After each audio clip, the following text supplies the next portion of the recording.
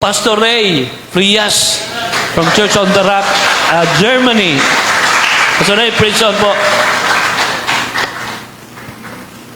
Maraming salamat po, Pastor James. Bago po ipinasyal ako ni Pastor dyan sa gilid ng church, gusto kong magpatotoo muna sa inyo bago ako mangaral. Ako po'y lumaki sa lugar na to, na tinatayuan ng building na to. At nakita ko po kanina, buhay ang Diyos sa lugar na to. Sabi ko kay Pastor, nandito ang Panginoon. Buhay ang Panginoon dito. May ginagawa ang Diyos dito. Amen? At alam niyo po yung puno na yun, nakita ko po uli yung puno na yun sa harap. Tinanim po yan ng amain ko, si Chutureng. Ako po pumuputol ng mga sanga niya noong araw.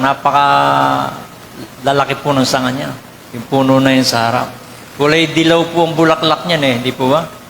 Namumulaklak pa ba yan? Kulay dilaw? Matanda pa po sa akin yan. Dinatnang ko na po yan. Puno na. Opo. Kaya naalala ko, inaakyat ko po yan. Yan. At pagka marami na ng sanga, pinuputol ko yung sanga niya. At alam niyo po, sa lugar na ito ay may pundasyon ng panalangin. May pundasyon ng salita ng Diyos ang lugar na ito. At hindi ako nagtataka na naglagay ng sanktuaryo at gawain ng Diyos sa lugar na ito. At huwag ikatangos ng ilong ni Pastor James. Napakababang loob ng pastor niyo. He has a servant heart. Nang ako'y nag-request na mag-service siya, hindi ko alam na talagang nagbakasakali akong nandyan siya sa bahay niya. Pero nasa Manila pa siya. Umuwi lang siya para mensahe sa burol ng aking ina. Nagpapasalamat ako sa lingkod ng Diyos kay Pastor James na inyong ama sa lugar na ito. Mas lalo niyong tindihan ang pagmamahal sa pastor niyo pagkat ang kanyang buhay at ang kanyang pamilya ay naglilingkod sa Diyos at kayo ang kaniyang pinapastolan. Meron kayong mabuting pastol. Amen. Amen. Kaya sa Diyos ang kapurihan. Ayan. Alam niyo po, dito rin ako napapagalitan sa lugar na to. Nung bata ako. At dito din dinala ng aking amain, si Chu Pepe, si Chapene, nung itinanan niya. Nagising ako, may katabi si Chu Pepe sa taas ng bahay. Laki kasi kami sa Nuno. May kasama ang Chu Pepe sa loob ng kulambo. Si Chapene pala yun. Kaya saksi si Chapene, isa yan sa saksi sa paglaki ko. Kaya mga magulang, mga kapatid, tayo ay nasa iisang tahanan. Amen? Higit sa lahat, ang bida sa ating usapan ngayon, si Jesus Christ. Walang magaling dito kundi ang ating Panginoon. Ako po ay matagal na rin nagpastor, nag-pioneer ako sa Nueva Ecija, dito sa Pinaod. Ako po ay nagpastor ng maraming taon, sa San Miguel din po. At dinala ko ng Panginoon sa Europe upang ipangaral ang Panginoon. Pagkat hindi naman tinanong ko ang isang pastor, natapos ba ng mga disipulo yung Great Commission? Sabi niya, hindi. Kaya nga walang tuldok yung Book of Acts. Tayo yung chapter 29, sabi niya sa akin. Kaya mga kapatid, yung dinaanan ni Pablo, dinadaanan ko rin ngayon. At hindi ako yayabang sa inyo, ay parehas lang. Pagkat ang Diyos ang gumagamit sa atin at isang araw, ikaw naman ang ihahayo ng Diyos. Hindi pa tapos ang Diyos sa buhay mo. Sabihin mo nga sa katabi mo, hindi pa tapos ang Diyos sa buhay mo. Sige, sabihin mo, totoo yan. Hindi pa tapos ang Diyos sa buhay mo. May ginagawa ang Panginoon at kahit natutulog tayo, iniisip niya kung ano makabubuti sa'yo. Handa na ba kayo sa salita ng Diyos? Buksan po natin sandali sa mga talata, sa Juan chapter 5.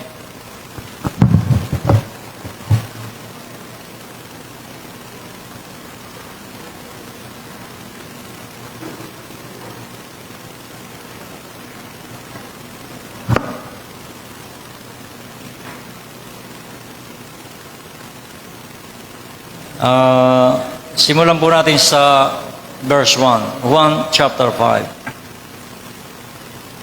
After this, there was a feast of the Jews, and Jesus went up to Jerusalem. Now there is in Jerusalem by the sheep gate a pool, which is called in Hebrew Bethesda, having 5 porches. In this lay a great multitude of sick people, blind, lame, paralyzed, waiting for the moving of the water. For an angel went down at a certain time into the pool and stirred up the water. Then whoever stepped in first after the stirring of the water was made well of whatever disease he had. Now a certain man was there who had an infirmity 38 years. When Jesus saw him lying there and knew that he already had been in that condition a long time, he said to him, "Do you want to be made well?" The sick man answered him, "Sir, I have no man to put me into the pool when the water is stirred up. But while I am coming, another steps down before me." Jesus said to him, "Rise, take up your bed, and walk." And immediately the man was made well, took up his bed, and walked. And that day was the Sabbath.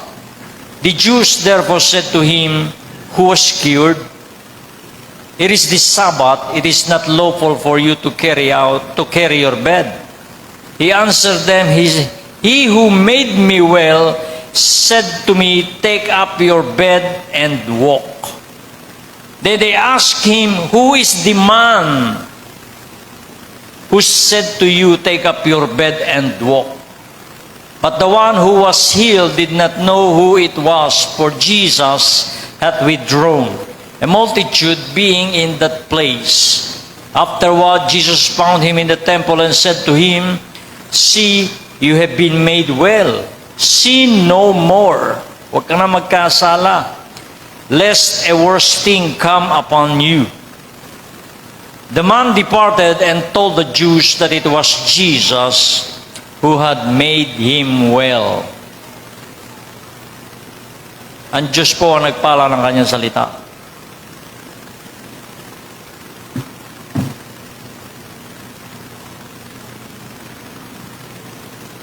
May piyesta daw ng mga Hudyo nung araw na yon, kaya ang Panginoon nasa Jerusalem.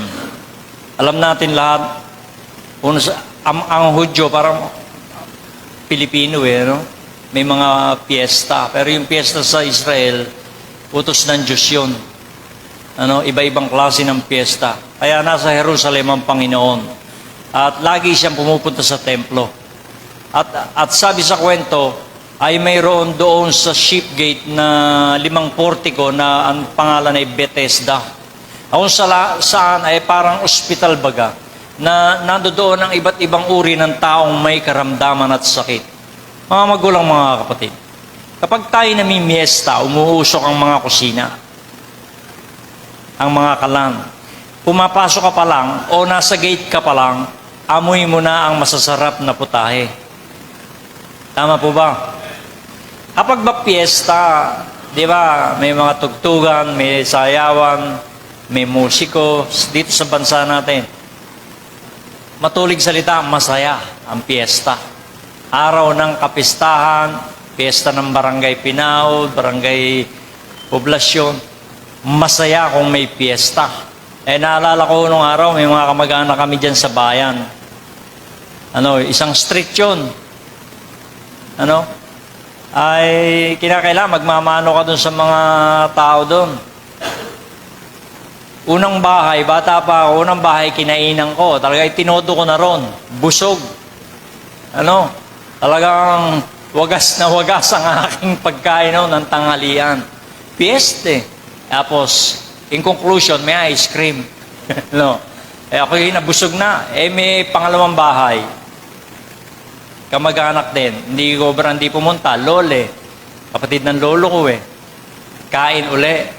Alam nyo naman sa Pilipino, walang limit.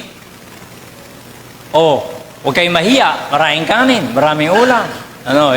Ganyan. Talaga namang lahat ay kinakain ko. Lahat ng ulam na nakahain sa lamesa, kuha. Panibagong bahay, may ice cream din. Kain din ako ng ice cream. Mga kapatid, may pangatlong bahay pa. Magagalit pag hindi ka pumunta. Lipat na naman ako, mga kapatid, hanggang dito na yung kinain ko. Pesta Pesta ng poblasyon ang Pilipino pa naman hindi ka mukha sa Germany. Pag 5 lang ang kinumbida, huwag kang magsasama. Walang plato yung pang-6. 5 lang ang nakahain. Ganon ang alimang. Pag ang kinumbida ay kayo 7, huwag kang magsasama. 7 lang kayong ipinagluto. Ganon. Dito sa atin, pag kinumbida may 5, may 15 kasama yun. Kaya kung magluluto ka, mga kapatid, pang musiko, kinakailangan, handa mo. Kinakailangan, pang musiko, kaldero mo. Mga kapatid, doon sa pangatlong bahay, mas masasarap ang pagkain. Talaga naman, hindi ka makakahinti. Huwag kayong lalabas na hindi kayo kumakain. Ayan. Kinakailangan, lantakan mo din yung pagkain na yun. Kain, mga kapatid, konting talon. Kaya pa. Hanggang dito na, mga kapatid, yung kanain ko. Busog na busog. Fieste. May pang-4 na bahay pa, mga kapatid. Mga kamag-anak At masyado kaway. Sa gate ka pa lang kanina ko pa kayo hinihintay. Mga ganyan, Talagang welcome na. Lalamig ang pagkain, halina kayo, dire-diretso na kayo dyan sa kusina. Ayun, mga kapatid, ang matindi doon. Mas masasarap ang pagkain doon sa pang-4 na bahay. May mga kakanin, may mga halayan. Yan ang gustong-gusto natin, nanginginig pa. Ang kutsara, siksik na talaga, mga kapatid. Pag uwi ko, naimpatyo ko. Sakit ng tiyan ko. Piyeste. Napakasarap. Mga kapatid, masaya ang piyesta. Pero dito sa kwento na ito, mga kapatid, araw ng kapistahan, nagpunta ang Panginoon doon sa isang lugar na yun sa Jerusalem. Lahat ng tao may sakit. Mga kapatid, masasabi mo bang araw ng piyesta, yung mga tao doon malulungkot, nakahandusay, may sakit, iba't ibang uri ng karamdaman? Doon sa kabilang dako, masaya ang piyesta. May kantahan, may sayawan, may mga fellowship doon. Pero dito gumawi si Jesus sa mga hindi makapagsaya sa araw ng piyesta. Pagkat sila lahat ay pasyente, may sakit, may karamdaman. At doon, lahat ng uri ng taong may sakit, you name it, nandun. Why? Sapagkat ganito ang paniwala nila. May bumababang anghel buhat sa langit at kinakawak ang tubig. Pag yung tubig gumalaw, ang paniwala nila, ginagalaw ng anghel buhat sa langit at ang unang lumusong gagaling sa anumang uri ng kanyang karamdaman. Totoo po yun. Sapagkat ang Diyos ay Diyos ng himala at grasya ng Diyos na may anghel siyang pinadadala upang kawakin ng tubig at gumaling yung taong lulusong doon. Pagpapahiwatig na may Diyos sa langit. Hindi yung anghel ang magaling doon. Kundi grasya ng Diyos yun. Hindi nawawala yung grasya lagi ng Diyos. At kung sino unang lumusong, yun ang gagaling. Mayroon daw isang lalaki doon na nakahandusay sa kanyang stretcher, 38 years na may sakit. Nakakita na ba kayo na may sakit na nakahandusay ng isang buwan? Natrangkaso na ba kayo na isang linggo? 5 araw. 3 araw. Wala pa lang nagkakasakit dito, Pastor. Praise the Lord. Ay, lahat tayo natrangkaso na. Humihina katawan natin.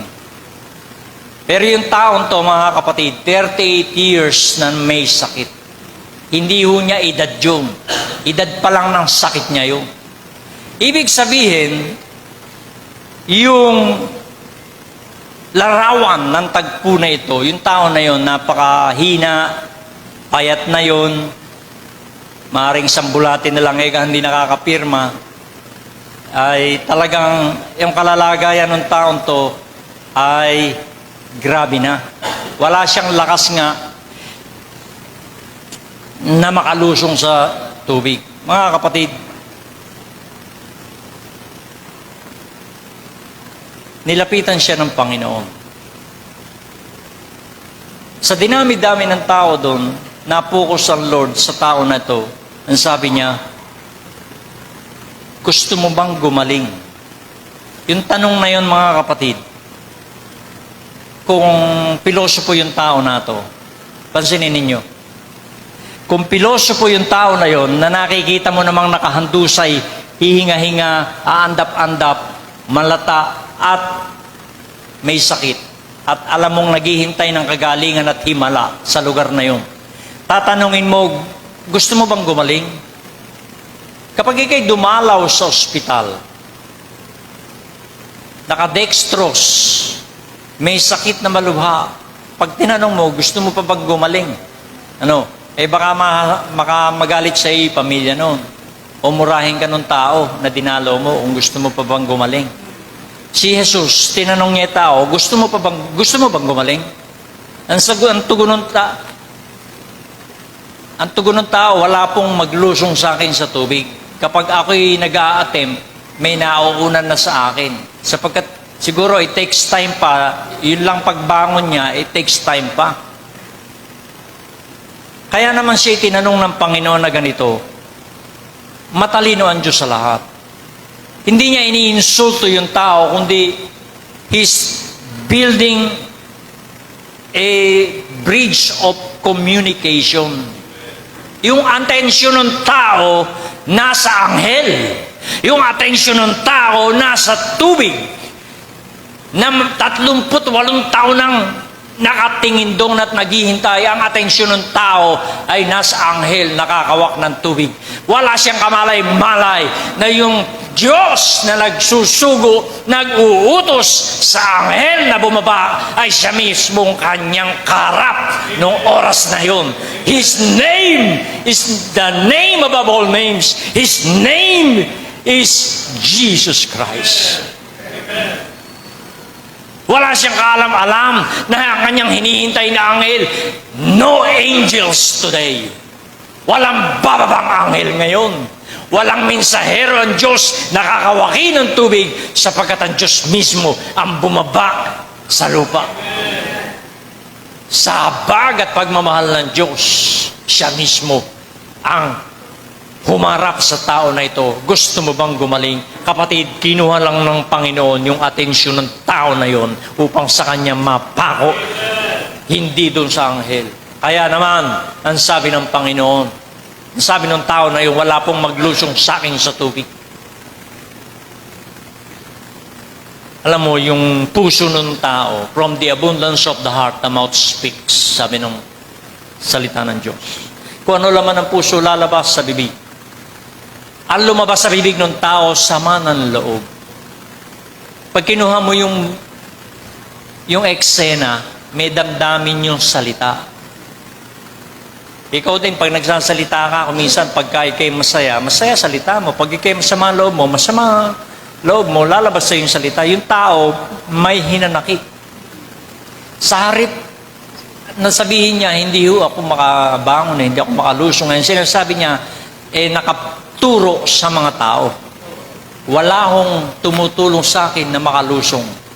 Mayroon siyang sama ng loob sa puso. Parang ang connotation ng kanyang salita, who cares? Nobody cares. Wala naman nagmamalasakit sa akin. Walang tumutulong sa akin. Walang nagkakapwa-tao sa akin. Kanya-kanya kami rito, sir. Nakuha nyo? Na sa bawat salita ay mayroong meaning sa mga damdamin nun. Na sa bawat binibitiw ang salita ay mayroong pakahulugan sa likod nun. Kaya ang sabi niya, wala namang tumutulong sa akin, walang nakikipagkapwa-tao sa akin. Who cares, Lord? Hindi po mahaba ang aking mensahe, direkta ito sa salita ng Diyos. Nakapokus sa ating Panginoon na nangungusap pa rin sa panahon ngayon. Sa bawat isang naririto, mga kapatid, ito po hindi isang kwento lang na naganap at para tayo mabless lang. Kundi tayo lalong lumago sa pananampalataya at pagmamahal sa Diyos na ating inaawitan at sinasamba sa lugar na ito. May gagawin ng Diyos sa buhay mo. Kapatid, may ginagawa ang Diyos sa buhay mo. Ano man ang pangalan mo, kilala ka niya. Masigit na kilala ka ng Panginoon kaysa kilala mo ang sarili mo. Kung ang plano mo parang papalpak, hindi mangyayari, kapatid. Baliktarin mo, Lord, ano plano mo sa buhay ko? Mas sigurado yun. Mas katanggap-tanggap at hindi magmimintis, hindi sasablay ang plano ng Diyos sa buhay mo. Unang-una, talagang purihin mo ang Diyos, paglingkuran mo ang Panginoon. Mga kapatid, through this ministry, the Lord will guide you. Through this ministry, the Lord will bless you. Believe me.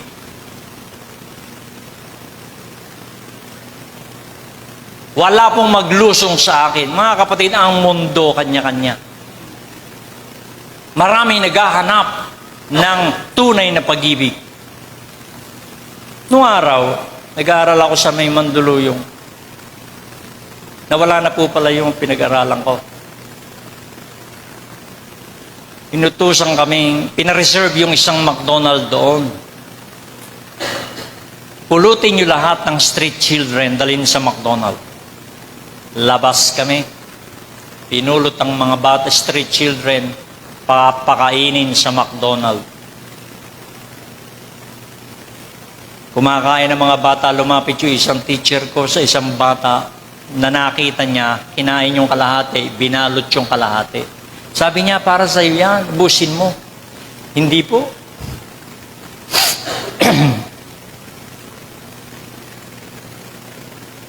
Iuwi ko po ito sa kapatid ko.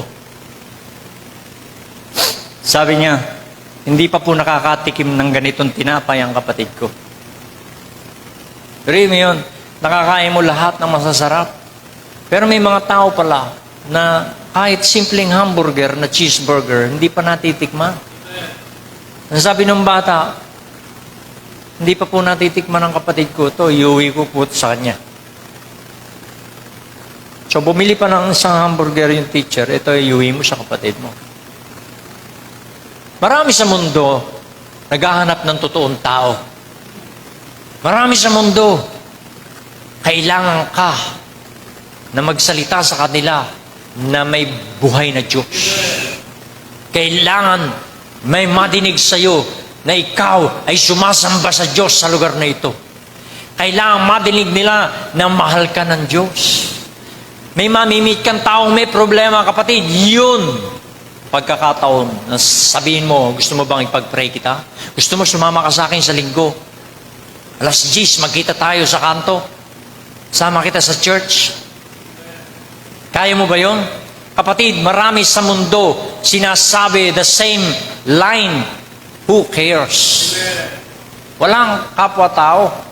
Ang mga tao, sabi nila. Pero ang Diyos ay Diyos ng pag-ibig. Yung ating memory verse, Beloved, let us love one another. Yung ganon.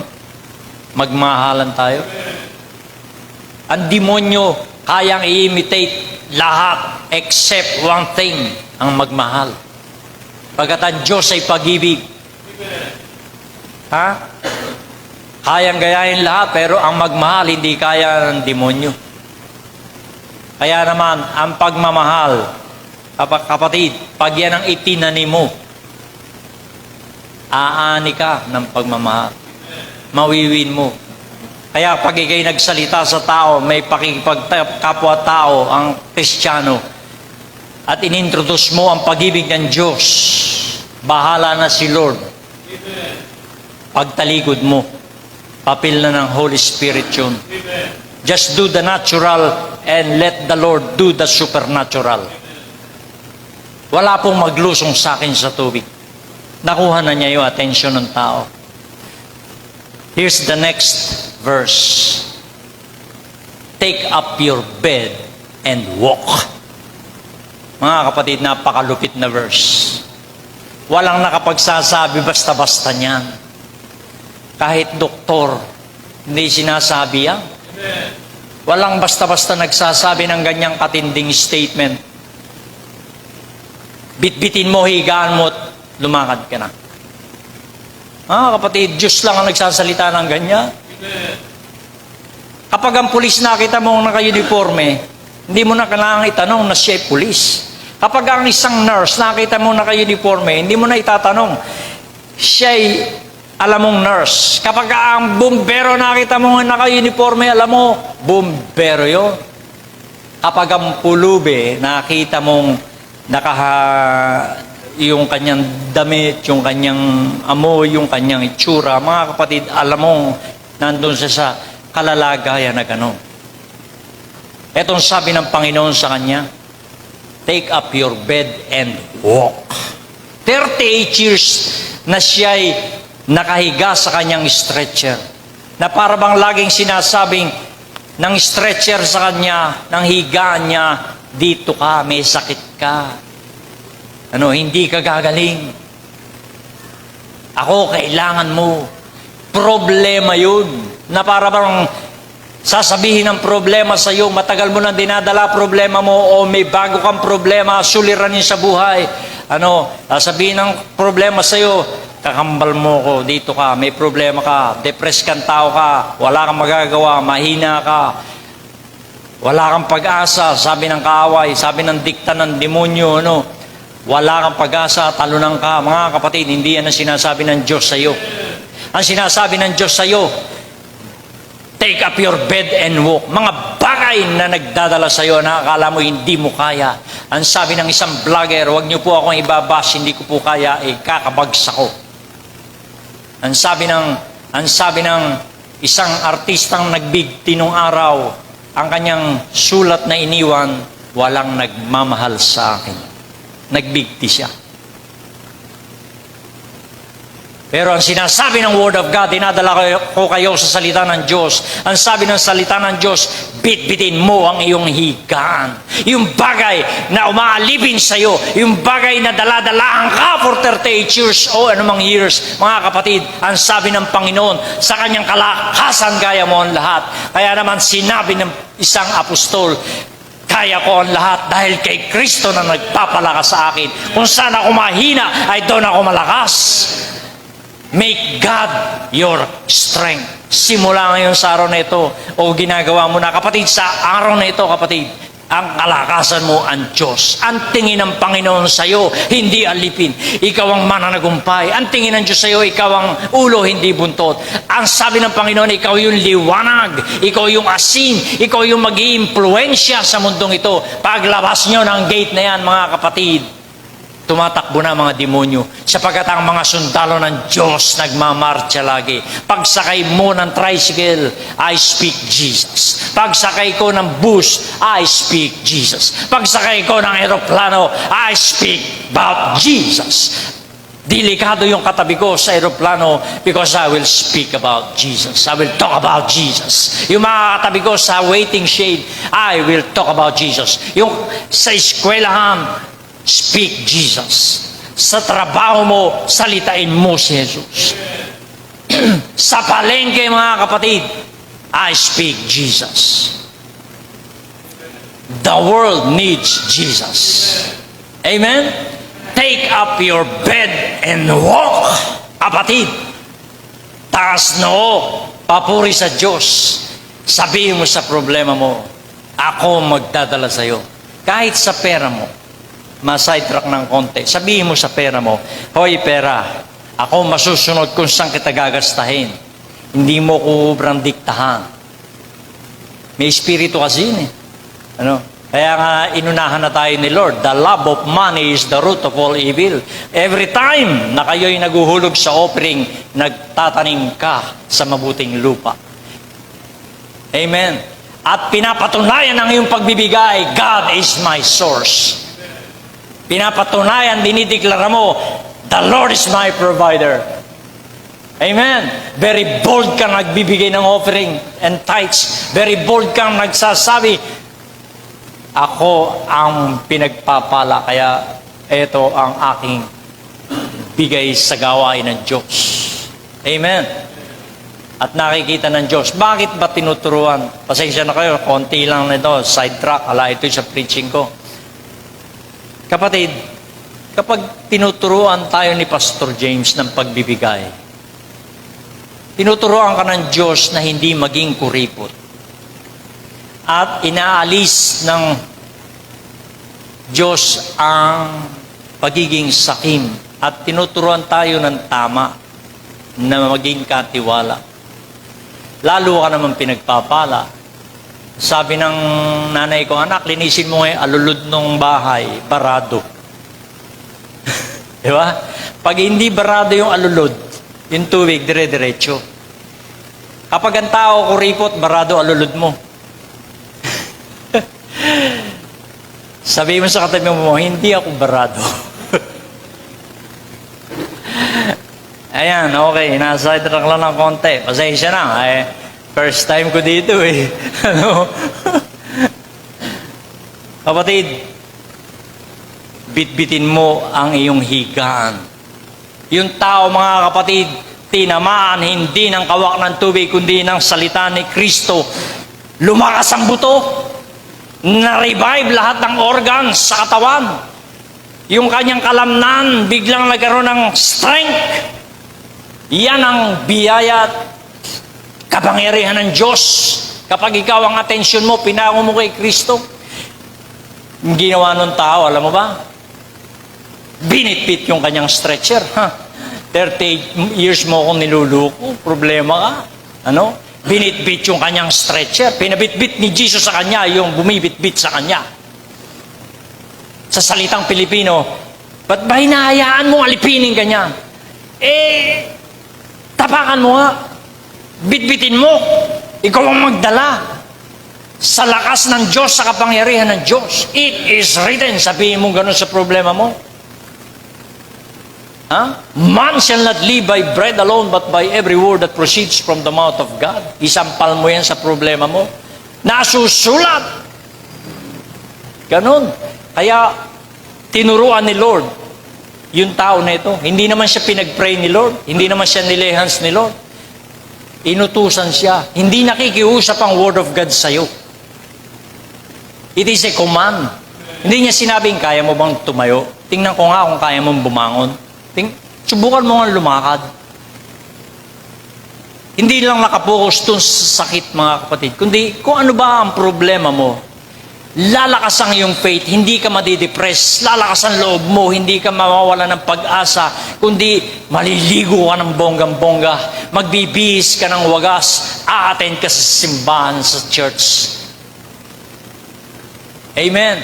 Hindi si Pastor James ang pinuntahan mo dito, kundi si Lord. Ginagayak mo sarili mo, may appointment ka kay Lord. Amen? Aba, yung tao nagmarcha, mga kapatid, alam ng mundo na yung tao na yon paralyzed. Pero nung araw na yon, araw ng kapistahan, mga kapatid, it's really a day of festival. Aba, anong ganda, mga kapatid, dala-dala niya yung kanyang stretcher na ganyan. Hindi ba yan si Kulas? Yung mga ganon. Aba, tingnan niyo, dala-dala yung kanyang stretcher. Na-persecute pa nga Hoy, ba't dala-dala mo yung araw ng pamamahinga yan? At nagbibitbit ka ng stretcher. Bakit ba yung lalaking nagsabi sa akin, bitbitin ko ang higaan ko sa... Sabi niya, bitbitin ko to. Who is the man who told you that? Who is the man? You want to know who is the man? I know the man. Hallelujah. He is my boss. He's a Jewish carpenter. You want to know the man? This man is from Galilee. He is a Nazarene. His name is above all names. His name is wonderful. His name is powerful. His name is the Son of God. Who is the man? The man is Jesus Christ, whom we worship in this sanctuary, whom we serve in this place. The man is Jesus Christ. Yesterday, today, and forever, Jesus Christ is still the same by the power of His name. Yung kanta natin kanina, victory, victory, victory.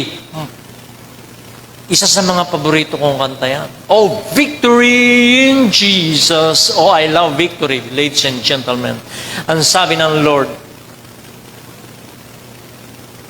nang inalipin ang mga Israelita ng mga Midianita, si Gideon, pinuntahan ng Diyos. Kaya sinasabi ko kanina pa, mas kilala ng Lord ikaw kaysa sa kilala mo sarili mo. Kung paano mo tinitingnan ang sarili mo, hindi yun ang pagtingin ng Diyos sa'yo. Gideon, you mighty man of valor.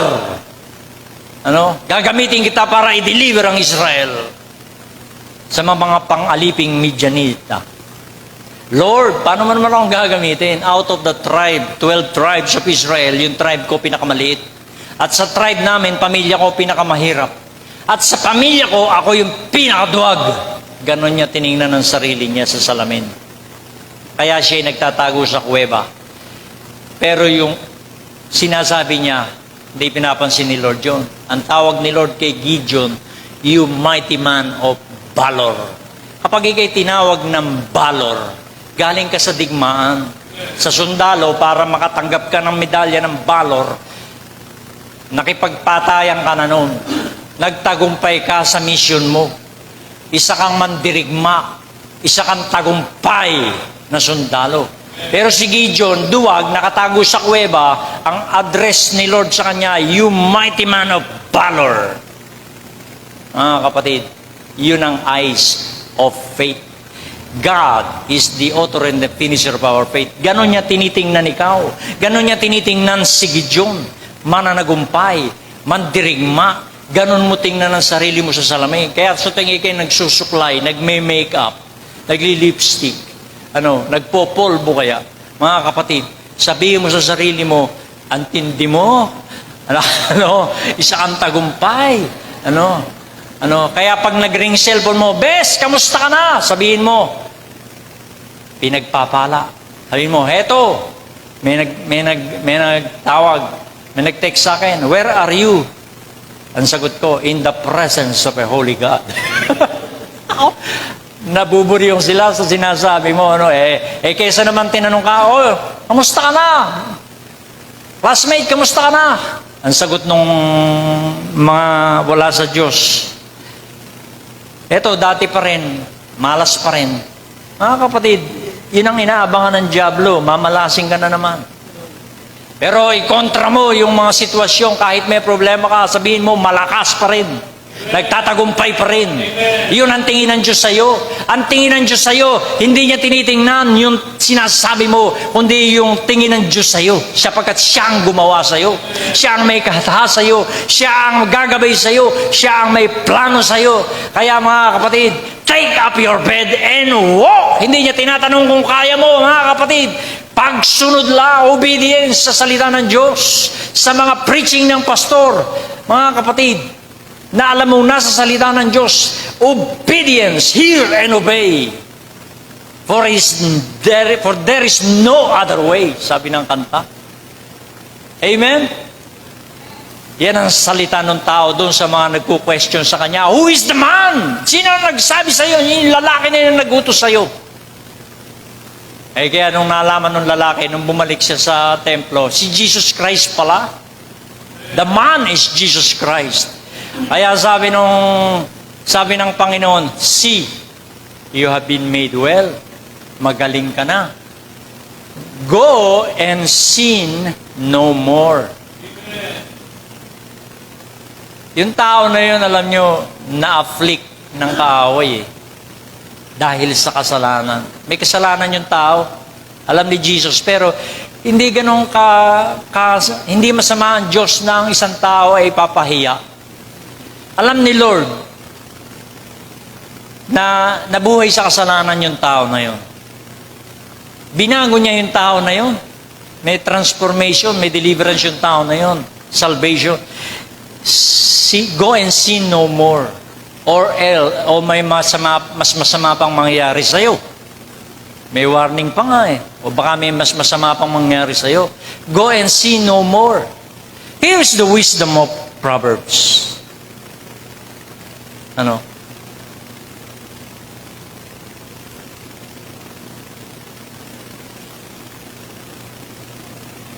The fear of God is to hate all kinds of evil. Kapag may takot ka sa Diyos, galit ka sa kasalanan. Halimbawa, pupunta ka sa isang lugar, tanungin mo, may righteousness ba dito? Pag wala, lumabas ka. Sa isang tumpukan ng usapan, may righteousness ba dito? Pag wala, lumayo ka. Ano? Kahit sa one-on-one na usapan, kinakailangan ikaw yung maghawak ng manubela. Pag inayaan mong maghawak ng manubela, yung wala sa Panginoon, baka ikaw ang madala. Kaya sabi ng Lord sa tao, go and sin no more. Kapatid, yung instruction ni Lord dito, tapos na yung himala ng tao na yun, ginagayad na niya sa righteousness. Lord, I seek your righteousness. Lord, I seek your kingdom. Lord, I seek your will. Ngayon, mga kapatid, doon ka sa will ni Lord. Sa araw-araw na ginagawa mo, nasa will of God ka. Lord, salamat sa araw na ito. Guide me. I commit. Lord, pinapasakop ko, lakad ko, yung aking appointment, pinapasakop ko sa iyo. Lord, yung pag-aaral ko sa araw na ito sa mga estudyante, Lord, pinapasakop ko sa iyo ang araw na ito, Panginoon. I ask for your divine guidance, divine protection, and divine favor. Give me wisdom, Lord. Yung ganon, inuuna mo si Lord. Hindi ka pa lumalabas ng bahay mo, inuuna mo na si Lord. At bago ka gumawa sa kaharian, lagi ko sinasabi, bago ka gumawa sa kaharian, mag-report ka muna sa hari. May hari kasi sa kaharian, Kaya, Lord, I commit everything to you. Higit sa lahat ang aking buhay. Pati pangarap ko. Yan ang bilin ng Panginoon, na may kagalakan, na may pagsinta niyang sinabi sa tao, na walang condemnation, huwag ka na magkakasala pa. Ha? At baka mamaya, mas grabe pa ang mangyari sa'yo. Maganda magsalita si Jesus eh. Kung ang punto ni Lord Chabacano at taga Iloilo, ganito tono nun. Huwag ka lang magkasala pa. At baka may mas lubha pa mangyari sa iyo. May taga Iloilo ba rito? Mga taga Iloilo, ang pinakamalambing na magsalita sa Pilipinas. Galit na yan. Monti ko nang mapatay, pastor. Galit na galit. Nanggigigil talaga ako. May mga kapatiran tayong taga Iloilo kasi talagang galit na galit, pastor. Kaya mga kapatid, may pagsinta kang kinakausap ni Lord sa araw na ito. Mahal ka ng Diyos. Ha? May tip si Lord. To hate all kinds of evil. Hindi lang mahal tayo ng Lord na ikaw ay bibigyan niya ng himala o sagot sa iyong panalangin. Kundi, seek ye first the kingdom of God and His righteousness. Yung hindi mo na inuna, si Lord na ang magdadagdag sa buhay mo. May pangako. Alam ni Lord kung ano kailangan mo, pero ito ang hinihiling niya. Unahin mo ko, anak. Nakasentro ito kay Jesus. Ikaw at si Lord magkausap. Si Lord at ikaw. Mga kapatid, 1 plus God is equal to majority. Approval lang ni Lord kailangan mo. Basta kakampi mo si Lord. Mga kapatid, yung mundo, yan naman laging malapad ang karsada niyan. Ibang daan niyan. Pero tayo sa makitid na daan, papunta sa landas ng Panginoon. Bakit makitid, Pastor? Sabi ko kasi tinatapyas ni Lord yung mga bagay na hindi mo kailangan tanggal. Sa kanan, uy, meron ka pa mga busy dyan, tanggal yan, tapyas yan. Kaya mga kapatid, makitid yung daan na yan. Pero ang dulo ay buhay na walang hanggan. Amen? Hallelujah. Kaya yung tao na ito in conclusion, nagbigay patotoo at luwalhati sa Diyos after ng kanyang encounter with Jesus. His personal encounter with Jesus. Amen? Sa Diyos po ang kapurihan. Pwede ko po ba kayo ipanalangin? Tayo po yumukol lahat. Mahal namin Diyos, Panginoon ng mga Panginoon, Hari ng mga Hari. Marami pong salamat sa iyong salita na aming kinain sa araw na ito. Patuloy kang mangusap sa amin. And I pray, Lord, for my brothers and sisters that are here. Lord, anuman ang kanilang dinadala, anumang mga stretcher na dumadala sa kanila, bigyan mo po ng kalakasan at sapat na pananampalataya upang ito'y aming madala at hindi kami ang maging talunan, kundi ang higit pa sa mananagumpay. Panginoon, magpakilala ka patuloy sa iyong mga kaparaanan at ang iyong mga patotoo. I seek your kingdom, I seek your righteousness, I seek your will, I seek your face, Lord. Ikaw po ang mataas at maluwalhati sa aming buhay. At lahat, Panginoon, nang may karamdaman sa oras na ito, I pray for their healing, Lord. Sa iyong salita, itinatayuan ko ang iyong salita na sa iyong mga latay kami nagsigaling na. Yung may mga financial, Lord, problem, I pray for deliverance sa financial problem. Lord, dumaloy ang biyaya mo, magpatutuo ka sa kanilang buhay. Lord, gawin mo na ang kanilang mga bulsa ay yung maging bulsa. Ang kanilang mga bank account, maging bank account mo. Ang kanilang mga wallet ay gawin mong wallet mo, Panginoon. Magpatutuo ka sa iyong mga anak. Yung may mga suliranin family problem, Lord, heal every wounds. Let there be love in every family, Lord. Hallelujah, Lord. Ano man ang kanilang dalangin, dinggin mo sapagkat Lord, sa pangalan mo, Panginoong Jesus, ito'y aming hinihiling. Marami pong salamat at patuloy na ang presensya mo at kaluwalhatian ay manahan sa dakong ito, Panginoon. At ikaw lamang ang mataas patuloy sa aming kalagitnaan at sa aming mga buhay. Sa iyo po, Ama, ang pinakamataas na papuri at kaluwalhatian sa matamis na pangalan ng Panginoong Jesus. And everybody say Amen. Palakpak sa Panginoon.